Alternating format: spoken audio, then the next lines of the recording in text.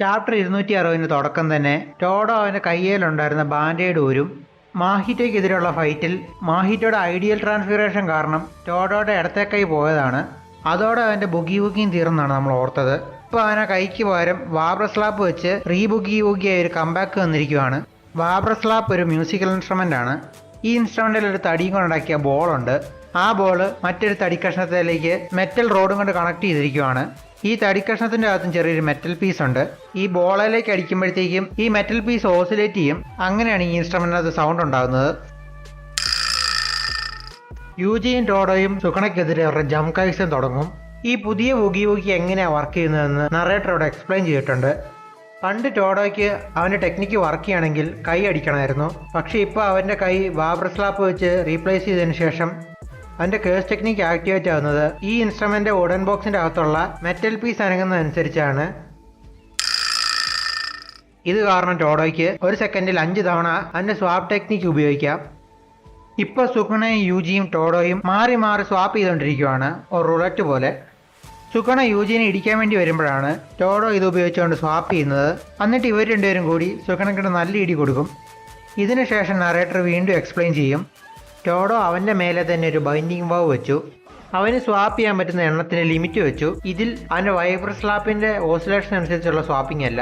അതിന് പകരം ഇതിൻ്റെ ടാർഗറ്റിൻ്റെ എണ്ണവും അതുപോലെ ഇതിൻ്റെ റേഞ്ചും കൂട്ടി.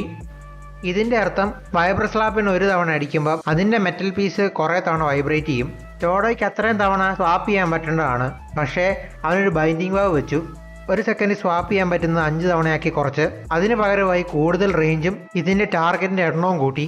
ടോഡോ യൂട്ടയിലൂടെ ട്രെയിൻ ചെയ്ത് അവൻ്റെ ടെക്നിക്കിനെ ഫൈൻ ട്യൂൺ ചെയ്തു. ഇത് കാരണമാണ് മെലവൽഷൈനിൽ പെട്ടുപോയി ഇവൻ്റെ കൂട്ടുകാരെ അവനെ രക്ഷപ്പെടുത്താൻ പറ്റിയത്. ഇതിനുശേഷം നമ്മൾ നേരെ ഫൈറ്റിലേക്ക് തിരിച്ചു പോവുകയാണ്. സുഖണ ചിന്തിക്കും, ഒരു സോസർക്കും ഇവൻ്റെ അത്ര ഈഗോ സെൻട്രിസിറ്റി ഇല്ല. ഞാൻ ഒട്ടും എക്സ്പെക്ട് ചെയ്യാത്ത സമയത്താണ് ഇവൻ വന്നത്.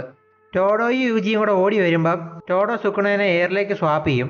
അവിടെ വെച്ച് ടോഡോ ഒരു ഇടി വെച്ച് കൊടുക്കാൻ നോക്കുമ്പം സുഖണ മിഡ് എയറിൽ മാറിക്കൊടുക്കും. അപ്പം തന്നെ യൂജി ഒരു കല്ലെടുത്ത് സുഖണയ്ക്കിട്ടെറിയും. അത് സുഖണയ്ക്കടുത്ത് എത്തുമ്പോഴത്തേക്കും ടോഡോ അതിന് പകരം യൂജിനെ സ്വാപ്പ് ചെയ്യും. യൂജി ആ വരവിൽ തന്നെ സുഖണയ്ക്കിട്ട് ഇടി വെച്ച് കൊടുക്കും. അപ്പോഴത്തേക്കും സുഖണ യൂജിയുടെ മുഖത്ത് പിടിച്ച് നിലത്തടിക്കാൻ പോകുമ്പോഴത്തേക്കും ടോഡോ അവനെ സ്വാപ്പ് ചെയ്യും. ആ ഗ്യാപ്പിൽ യൂജി സുഖണയ്ക്കിട്ട് ഇടി വെച്ച് കൊടുക്കും. അതിനുശേഷം ഇവർ 3 പേർ റൊട്ടേറ്റ് ചെയ്യുന്ന ഒരു പാനൽ കാണാൻ പറ്റും. ഇപ്പോൾ സുഖണ ചിന്തിക്കും, ഒരു തവണ ടാപ്പ് ചെയ്താൽ തന്നെ അവൻ ഇഷ്ടാനുസരണ തവണ ഇവരെ സ്വാപ്പ് ചെയ്യാൻ പറ്റും. അത് കാരണം ബുഗി വുഗിയോട് അഡാപ്റ്റ് ചെയ്യുക എന്ന് പറയുന്നത് ഇമ്പോസിബിൾ ആണ്. എന്നാൽ പോലും ഒരു മൂമെൻ്റ് ഉണ്ട് എനിക്ക് അവൻ്റെ ടൈമിംഗ് മനസ്സിലാക്കാൻ. ഇങ്ങനെ അവൻ ചിന്തിച്ചുകൊണ്ടിരിക്കുമ്പോഴാണ് ടോഡോ യൂജിനെ സ്വാപ്പ് ചെയ്യുന്നത്. യൂജി അപ്പം തന്നെ സുഖണ അടിച്ച് തെറിപ്പിച്ച് കളയും.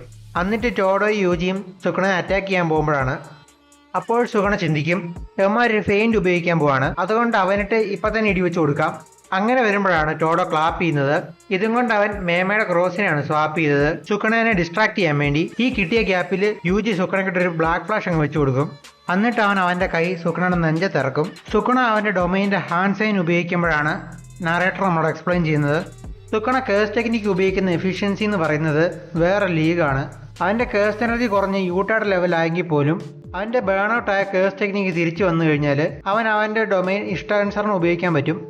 സുഖണ ഡൊമൈൻ എക്സ്പാൻഷൻ എന്ന് പറയുമ്പോഴാണ് അവൻ ഈ പോയ്ക്കിടയിലൂടെ കാണുന്നത് അവൻ്റെ തന്നെ കൈയും കൊണ്ട് മരണപ്പെട്ട ഗോജോ സാത്തുരു.